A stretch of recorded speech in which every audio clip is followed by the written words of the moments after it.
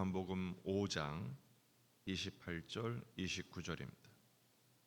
요한복음 5장 28절 29절 말씀 함께 읽겠습니다.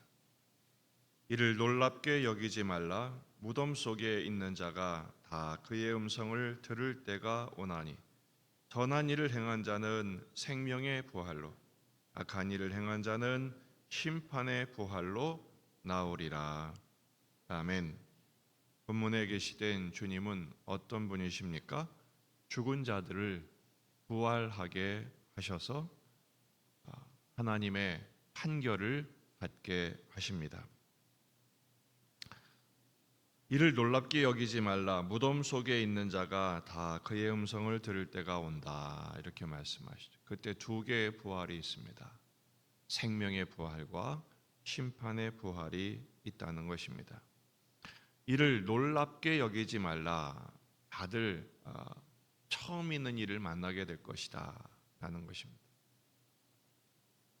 바로 아드님의 음성을 들을 때가 옵니다. 예수님께서 다시 오시는 그때 무덤 속에 있는 자가 그 음성을 듣게 된다고 말씀하십니다. 25절에서는 영적인 부활에 대해 말씀하시죠. 하나님의 아들의 음성을 들을 때가 오나니 곧 이때라. 듣는 자는 살아나리라. 그때는 영적인 죽음을 당한 자가 예수님의 음성을 듣고 생명을 얻게 되는 역사가 일어난다면, 오늘 28절은 그 음성을 들을 때는 예수님이 다시 오실 때입니다. 다시 오시는 그날은 재림의 때죠. 재림의 때가 바로 심판의 때입니다. 그때 듣는 자, 주님의 음성을 듣는 자는 살아나리라. 육체적인 죽음에서 부활하는, 살아나는 역사가 일어나는 것입니다. 그때 두 종류의 부활이 일어납니다. 선한 일을 행한 자는 생명의 부활로, 악한 일을 행한 자는 심판의 부활로 나온다고 말씀하십니다.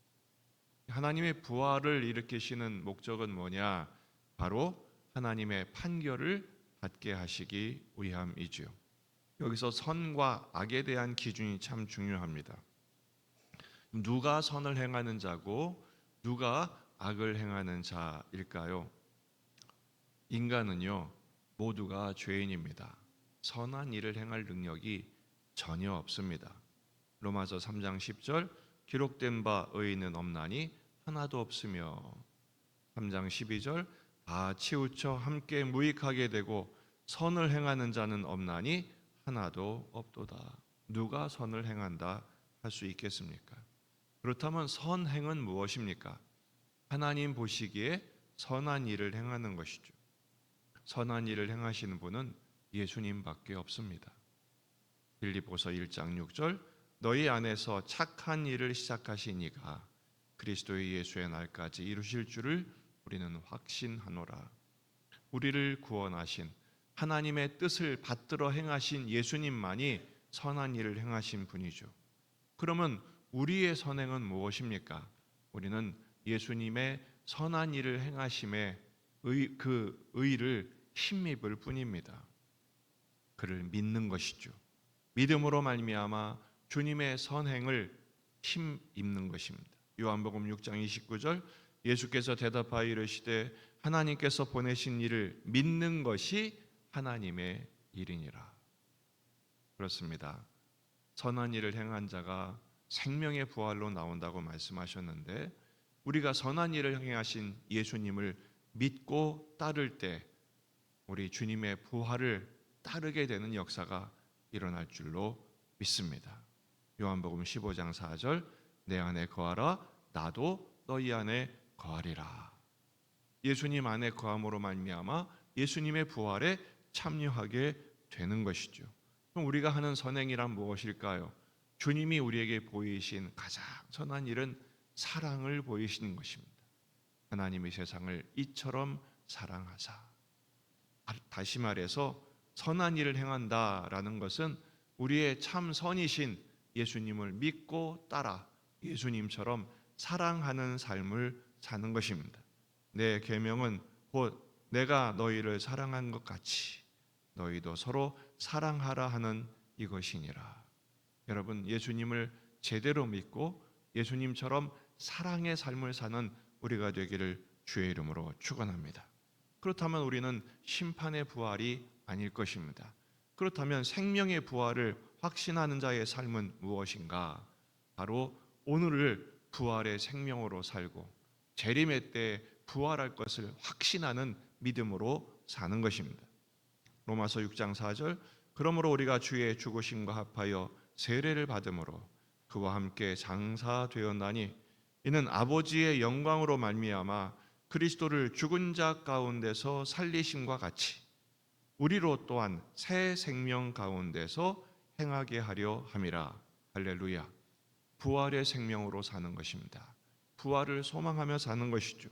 여러분, 부활 생명, 부활 소망이 확실한 사람은 세 가지의 삶의 자세를 갖게 됩니다. 첫째, 담대합니다. 죽음을 두려워하지 않습니다. 죽음은 어쩔 수 없이 우리가 통과해야 할 운명과 같은 것인데 그 죽음은 우리의 인생의 끝이 아니라 영원한 생명으로 들어가는 문을 여는 것과 다름없습니다. 따라서 우리는 부활을 소망하기 때문에 죽음을 두려워하지 않습니다. 여러분, 세상에 가장 무서운 사람이 누굽니까? 죽기를 두려워하지 않는 사람입니다. 담대하게 오늘을 살아가는 것이죠. 죽자 하는 것이 아니라 이 믿음 안에서 최선을 다해서 힘있게 오늘 주신 삶을 살아내는 용기, 이 믿음의 용기가 있기를 주의 이름으로 축원합니다. 두 번째는 인내하는 것입니다. 고린도전서 15장 말씀처럼 그러므로 견실하며 흔들리지 말며 항상 주의 일에 더욱 힘쓰는 자들이 되라. 왜냐하면 우리의 부활이 우리의 모든 수고를 헛되지 않게 하시기 때문입니다. 우린 자꾸 낙심이 찾아옵니다. 이거 해서 뭐 하나? 어떻게 살아야 하나? 염려, 근심, 걱정, 낙심이 찾아와서 좌절하게 만들어요. 여러분, 부활신앙은 오뚜기같이 일어나는 거예요. 인내하는 것입니다. 참 믿음은 인내로서 견고해집니다. 오늘 오래 참음에 힘을 얻으시기를, 부활 생명으로 힘을 얻으시기를 축복합니다. 세 번째는 거룩하는 거예요. 요한일서 3장 3절, 주를 향하여 이 소망을 가진 자마다 그의 깨끗하심과 같이 자기를 깨끗하게 하느니라. 여러분, 결혼식을 앞둔 신부가 하는 일이 뭡니까? 신랑을 맞이하기 위하여 자신을 깨끗하게 하죠. 신랑 대신 예수님을 맞이할 준비를 하는 교회로서 신부인 우리 모든 성도들, 오늘 다시 만날 주님을 위하여 오늘 우리의 삶을 정결하고 깨끗하게 단장하는 것입니다. 그날을 기대하며 얼마나 소망이 되고 기대가 되겠습니까? 우리 역시 그러합니다. 주님 다시 오십니다. 그날을 대비하고 부활의 생명의 부활로 이를 그날을 바라보고 소망하면서 어떤 낙심천만한 현실에 있다 할지라도 흔들리지 마시고 믿음의 행보를 오늘 담대하게 걸어가는 저와 여러분의 삶, 2026년을 새롭게 출발하는 우리 모두가 되기를 주의 이름으로 축원합니다. 기도하시겠습니다. 말씀을 붙들고 우리 자신과 가정과 교회와 지역의 복음화, 민족의 복음화, 세계 복음화를 위해서 한우들과 군에 있는 아들들, 또 새학년을 맞는 우리 자녀들, 결혼과 출산과 또 회복과 변화를 위해서 기도하는 여러분 자신들, 우리에게 주신 모든 기도 제목을 가지고 간절히 기도하시고 오늘 금요 기도회가 있습니다. 또한 새해 첫 주일, 신년 주일을 준비하며 다 같이 기도하시겠습니다. 참 좋은